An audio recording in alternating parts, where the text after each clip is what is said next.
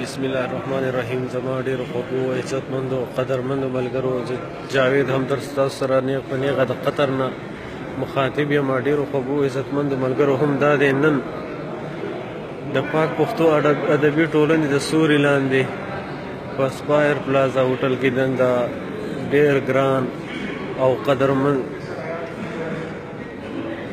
امت حسن بنګش صاحب زموږ چې د پاک پښتو ادبي ټولنې سابقه صدر هم او بانی غړی هم او د هغې نه علاوه زمونږ ارواخات حاجي ګلزار او رګزی صاحب چې زمونږ د سابقه چې د ټولنې سابقه چرمین و، د هغوی په یاد کې دا غونډه ده. او بیا د هغې نه پس د ارواخات امت حسن بنګش صاحب د نوې شاعري مجموعې سنځله مخکتنه نن روانه ده د پاک پښتو ادبي ټولنې د سوري لاندې.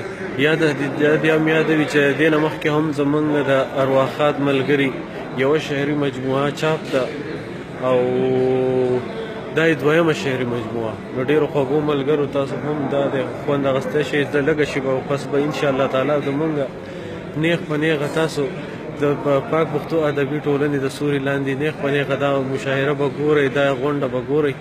نو د هغې پورې موږ ته اجازت راکړئ. د الله په امان.